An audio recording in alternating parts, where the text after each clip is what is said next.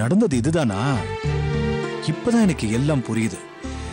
ரேஷ்மி எப்படியாவது எதுலயாவது உன்னை மாட்டி விடணும்னு பார்த்துட்டே இருக்கா.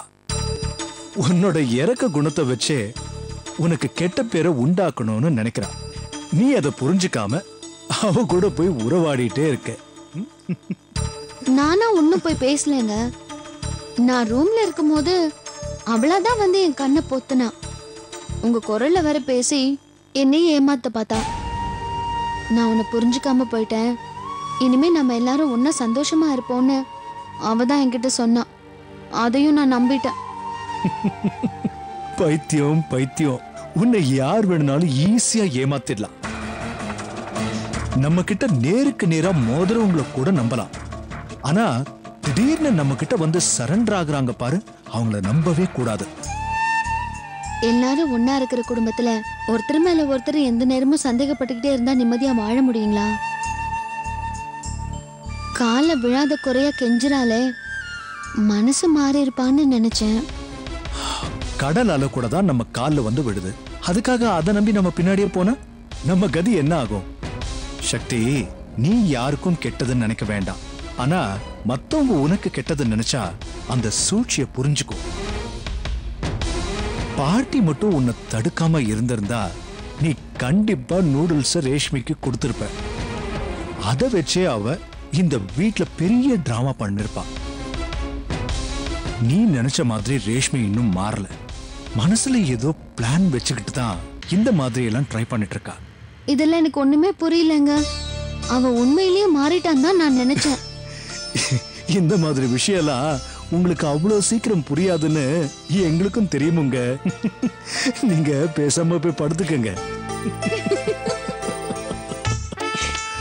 சரி சரி, சிரிச்சது போதும். அந்த நூடுல்ஸ மட்டும் ரேஷ்மி கொடுத்திருந்தா இந்நேரம் எல்லாரும் உன்னை பார்த்து சிரிச்சிருப்பாங்க. ஆடப்பாரு பாடு.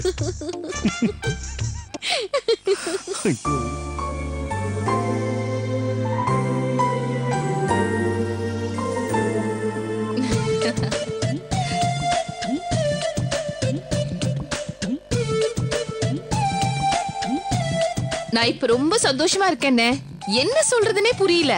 எப்பவுமே வீட்ல நடக்கிற எல்லா போட்டியிலயும் சக்தி தான் நம்ம ரேஷ்மியை விட அதிக மார்க் வாங்குவா.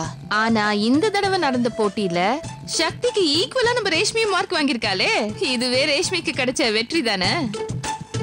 எனக்கும் சந்தோஷம் தான். ஆனா இந்த சக்தியை விட ஒரே ஒரு மார்க் ரேஷ்மி கூட வாங்கிட்டான்னு வச்சுக்க, இன்னும் ஆனந்தமா இருந்திருக்கும். ஆனா வருத்தப்படுறதுக்கு பெருசா ஒண்ணும் இல்லை. ஏன்னா நான் வாங்கின மார்க்கை விட ரேஷ்மி நிறைய தான் வாங்கியிருக்கா. அந்த வகையில ஐ எம் ஹாப்பி. ஆனா என்ன, இனிமே வர்ற எல்லா போட்டியிலையும் ரேஷ்மி தான் ஜெயிக்கணும். இது எப்படியே விட்டுறக்கூடாதுமா.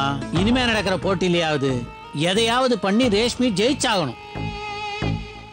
வேண்டாண்ணா, நாம அந்த மாதிரி வேலை எல்லாம் பண்ண வேண்டாம்.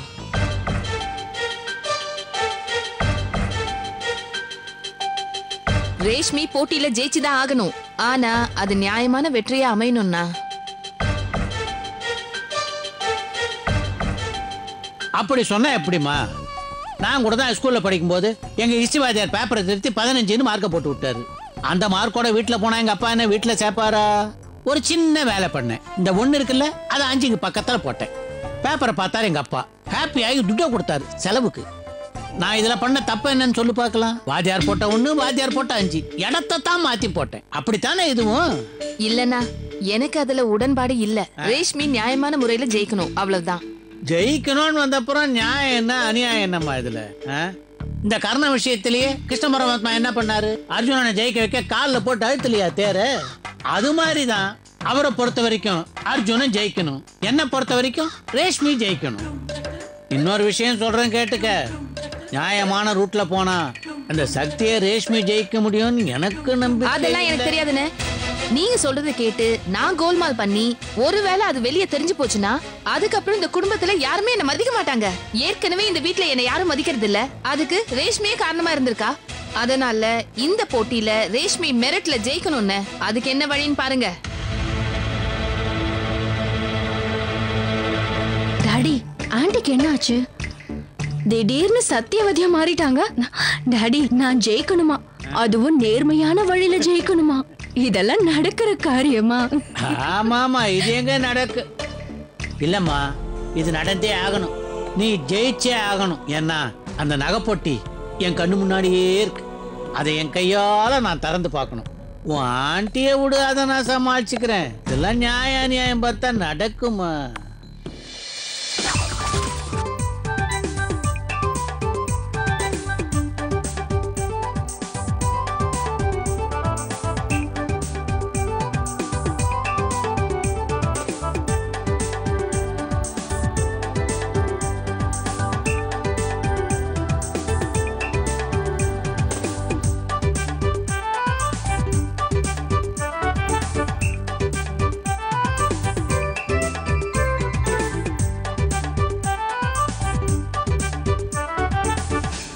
ரேஷ்மி, சிரிச்சுக்கிட்டு இருந்தாலும் உன் மனசு ஏதோ கலக்கத்தில் இருக்கிறது எனக்கு தெரியுது. நிச்சயமா நீ தான் ஜெயிக்க போற. தைரியமா இரு.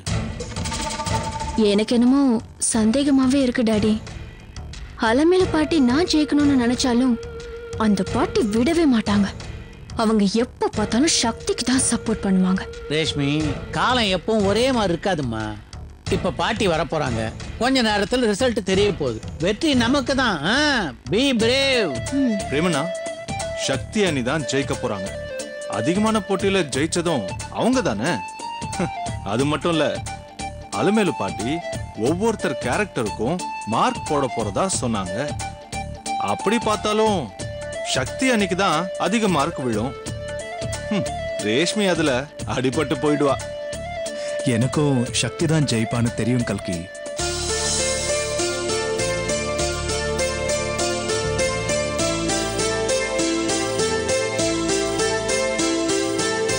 எல்லாரும் கொஞ்சம் அமைதியா இருங்க. இன்னும் கொஞ்ச நேரத்துல அம்மா வரப்போறாங்க.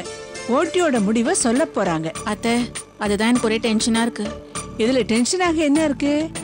கண்டிப்பா சக்தி தான் போட்டியில ஜெயிக்க போறா. பெரும்பாலான போட்டியில சக்தி தான் ஜெயிச்சிருக்கா. அதனால நீ தைரியமா இரு. இந்த போட்டியில ரேஷ்மி தான் ஜெயிப்பாங்க. எப்படி சொல்ற? ரேஷ்மியோட அப்பா ஏதாவது கோல்மால் பண்ணியாவது அவங்கள ஜெயிக்க வச்சிருவாரு. வணக்கம்மா. போய் அந்த பொட்டியை கொண்டு வாங்க. போங்க. வாம்மா, உட்காரு. எல்லாரும் உட்காருங்க. எல்லாரும் வந்துட்டீங்க தானே?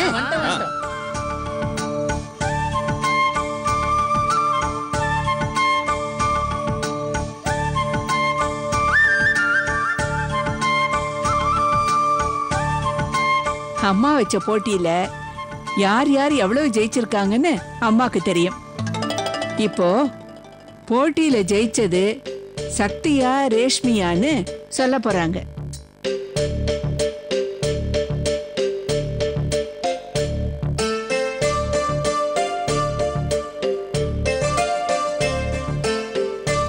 போட்டிங்கிறது ஒரு ஆரோக்கியமான விஷயம். போட்டியில கலந்துகிட்டு பரிசு வாங்கினாதான் ஜெயிச்சவங்கன்னு அர்த்தம் இல்ல. போட்டியில கலந்துக்கிறதுக்கு ஒரு திறமை வேணும். அந்த திறமை சக்திக்கும் இருக்கு, ரேஷ்மிக்கும் இருக்கு. கீதையில பகவான் சொன்ன மாதிரி கடமையை செஞ்சிட்டீங்க, பலனை கடவுள்கிட்ட விட்டுடுங்க. போட்டின்னு ஆன பிறகு யாராவது ஒருத்தர் தான்